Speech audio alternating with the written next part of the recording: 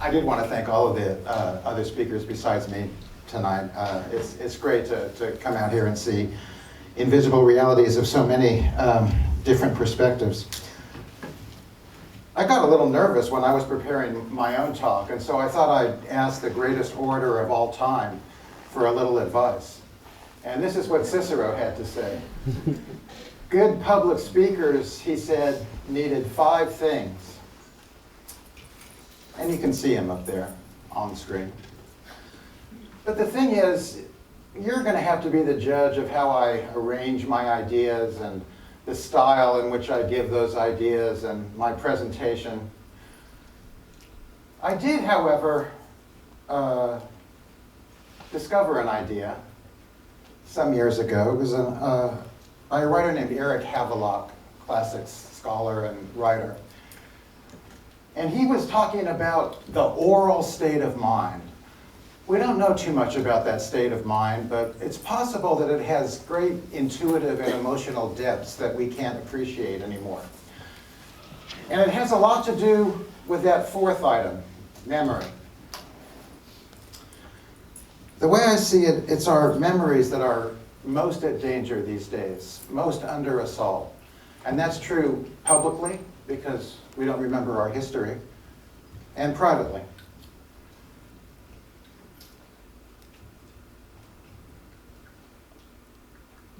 I teach English here at Mesa College, and I think that English and the humanities are really one of the things that can counteract this assault on memory. I wish more people were English majors.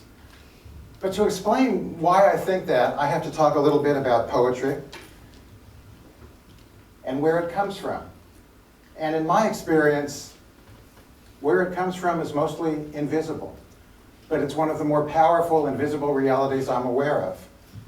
I'm talking about the Muses. So at this point, I also want to formally invoke the Muses and ask them for help in my presentation, the way Hesiod of the 6th century BC asked for their help when he was writing his poem called Theogony. He wrote, "They breathed the voice into me and power to sing the story of things of the future and things past." The Theogony is the classic poem that talks most about the Muses. And in it, Hesiod reports that the Muses told him always to put themselves at the beginning and end of my singing. And so poets started to invoke the Muses at the beginning of all of the epic poems. All the epic poems in the language that we have start off by invoking the Muses.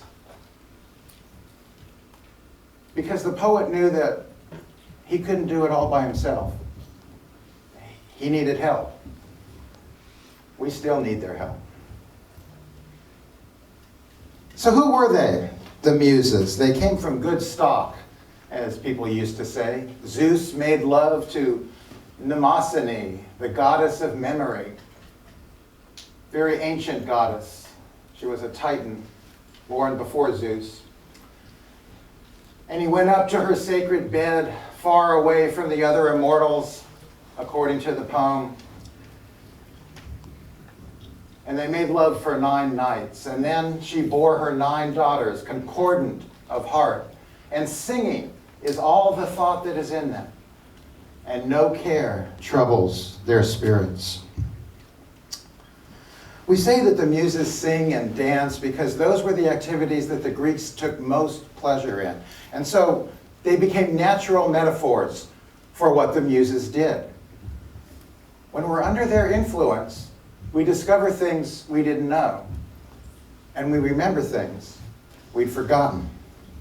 So the poets started asking the Muses for help at the beginning of their epic poems, and it became a tradition. It's been a long time since people have gotten the news from poems, but for about 1,000 years, poetry was the only game in town. And I mean it. When the poets came through town, everybody flocked to hear them. It wasn't just like any old concert, because they were getting educated. They listened to the music and the lyrics, and they understood what it meant to be a Greek or an Anglo-Saxon warrior with Beowulf. And this oral tradition continued even into the 20th century in certain parts of the Balkans and rural Yugoslavia, where poets memorized Serbo-Croatian heroic songs. These poets had to memorize vast amounts of material, but they always performed them spontaneously. So no one performance was like any other one. And the reason that the audience was paying so much attention was not only because of the music or the lyrics, but because of the power those singers were channeling. Because they had memorized their poems, the audience knew that the poets had been keeping company with the Muses. And so they had some authority. We call it today being inspired, but in the time I'm talking about, it was a lot more concrete. As a woman named Catherine Robson, who wrote a book about memorizing poems called Heartbeats, wrote, "If we do not learn by heart, the heart does not feel the rhythms of poetry as echoes or variations of its own insistent beat." So here's a poem that I have by heart. It's one of Shakespeare's sonnets. "When my love swears that she is made of truth, I do believe her, though I know she lies, that she might think me some untutored youth, unlearned in the world's false subtleties. Thus, vainly thinking that she thinks me young, although she knows my days are past the best, simply I credit her false-speaking tongue. On both sides, thus, is simple truth suppressed. But wherefore says she not she is unjust? And wherefore say not I that I am old? Oh, love's best habit is in seeming trust, and age in love loves not to have years told. Therefore I lie with her, and she with me, and in our faults by lies we flattered be." When I cover this poem in my classes, my students seem to think that this is a relationship that's going nowhere. I'm not so sure. I think this might be as good as it gets.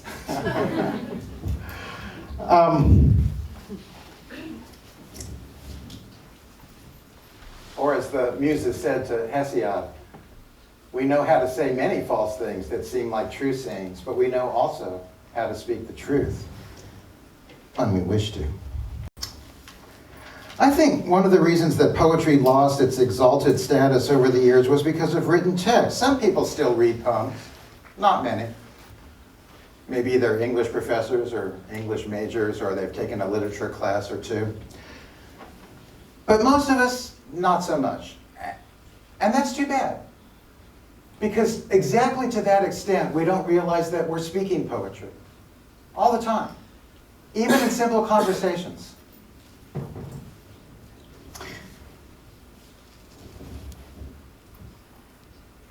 We have become estranged from that with which we are most familiar.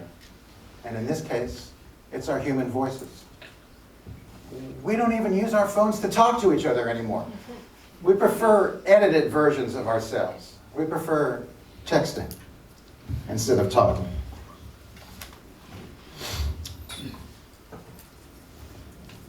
When I was first coming into poetry in college, there were things called found poems. Little bits of language that seemed all by themselves to be poems. They could have been advertising jingles or headlines, even bits of conversation. All you had to do was notice them. They could even take the form of a little note stuck on the refrigerator door, as in this poem by William Carlos Williams. This is just to say, I have eaten the plums that were in the icebox, and which you were probably saving for breakfast. Forgive me. They were delicious. So sweet and so cold. Do you think he was really sorry? I don't think so.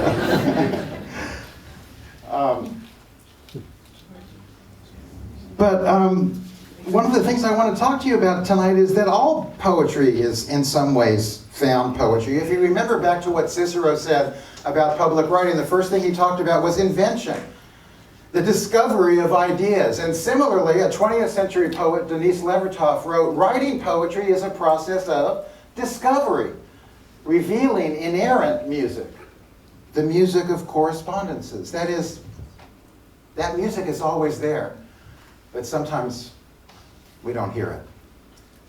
Or as a teacher of mine once said, the great poet and writer Edward Dorn, "A poet's occupation is to compose poetry. The writing of it is everywhere." Ed is remembering that other meaning of composition, not so much writing poetry as composing poetry that's already exists, that's constantly being written on the air. But we don't always hear that poetry, we don't always see that poetry because we're not paying enough attention. We're looking too much at our screens.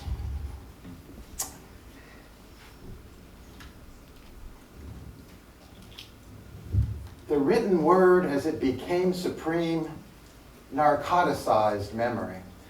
That's from a classic scholar of the 1930s. And it's not like we weren't warned. In one of Plato's dialogues, the Phaedrus, he questioned written language, which was at that time still quite new. And he said it will implant forgetfulness in their souls. They will cease to exercise memory because they rely on that which is written, calling things to remembrance no longer from within themselves, but by means of external marks. Unfortunately, Plato didn't think that for too long. A few years later, he wrote The Republic, and he kicked the poets out of his ideal society. All this rabble-rousing appeal to emotion and memory through song, it wouldn't do. It wasn't rational enough. So, there's been a pretty much of a long decline since then. I mentioned Eric Havelock at the beginning of my talk. He's the guy who talked about an oral state of mind. And this is from his book, The Muse Learns to Write. And he's still talking about that oral poetry. When a society relies on a system of communication which is wholly oral, it will, like ours, still have to rely on a tradition. What kind of language can supply this need and still remain oral? The answer would seem to lie in ritualized utterance, a traditional language, which somehow becomes formally repeatable, like a ritual in which the words remain in a fixed order. Such language has to be memorized. There is no other way of guaranteeing its survival. I think that's a pretty good definition of poetry, a traditional language which somehow becomes formally repeatable.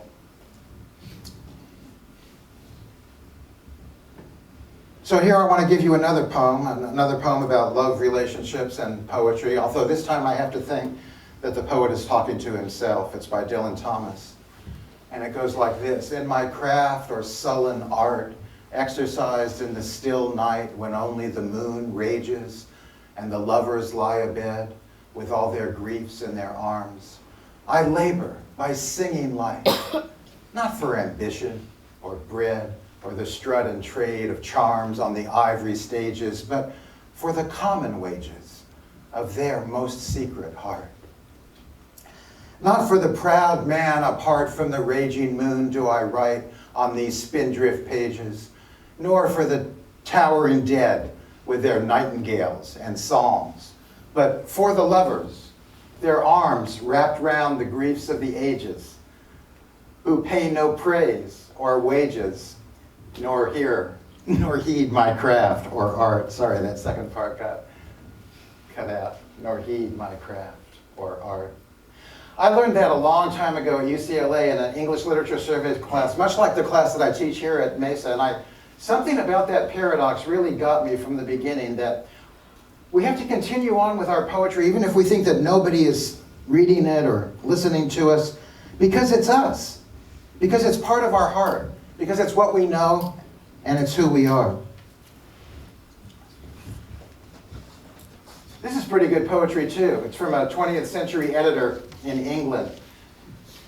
And he was upset that people weren't memorizing poems. And he said, can you not give them in their short years at school something to sustain their souls in the long valley of humiliation? That's pretty good poetry. So is this, from Ed Dorn again. Culture is based on what men remember, not what they do, fortunately. Even a civilized man who can read and write will occasionally exhibit this memory, at which times it is said of a man, he acted with loveliness. I want to confess a more personal motive about why I'm talking to you about this subject tonight. Nicholas Carr is one of our most foremost technology skeptics, and a couple of years ago he wrote a book called The Glass Cage, and he told a story about the Inuit tribe in northern Canada. And he started out by describing their environment. The average temperature hovers around 20 degrees below zero. Thick sheets of sea ice cover the surrounding waters. The sun is absent. Landmarks are few. Snow formations are in constant flux, and trails disappear overnight. So, because it was winter pretty much 365 days a year, the Inuit tribe had to develop these skills called wayfinding. They had to know where they were going when they couldn't see. And they developed a knowledge based on winds and snowdrift patterns and animal behavior and stars and waves and currents. This was an inherited knowledge and skill that was continuously taught for over thousands of years, until about the year 2000, when the global positioning system came into operation. And when GPS became popular, these trustworthy Inuit guides started to have accidents. They started trusting in the satellite too much. They lost touch with their environment. They lost touch with their land. And this wayfinding skill that was continuously developed over thousands of years might disappear in one generation. I'm not here today to tell you to give up your cell phones. That's not this talk. But I am here to tell you why this story meant so much to me. My father had Alzheimer's disease. And I remembered after reading this story, his first symptoms. He got lost. He didn't know how to drive home from work anymore. He wandered the freeways of Los Angeles for hours until he came home. We all knew that something was wrong, and if any of you have Alzheimer's in the family, you all know that it never got any better. And now my older sister is showing symptoms of early Alzheimer's. So this freaked me out, as you might imagine. So I got one of those genetic tests, and there's good news. I don't carry the gene that's associated with the disease. That's not to say I won't get it, but it is to say that I value memory and poetry, and the poetry that's based on memory all the more. A memorized poem is something they can never take away from you. You'll always have it. And a memorized poem can give solace, like this early poem from William Butler Yeats.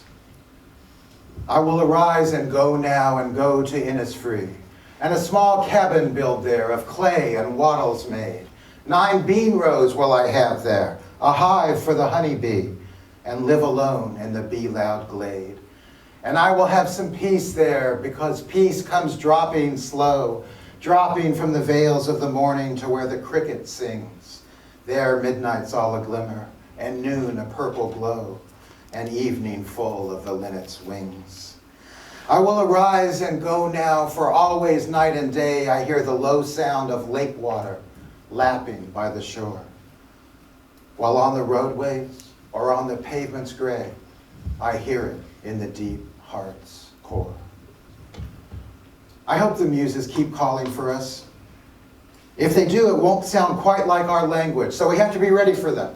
We have to realize where we are, and we have to keep talking to each other and listening to what we have to say. And we have to keep remembering. So let's keep doing that, and let's keep trying to make the invisible visible. Thank you.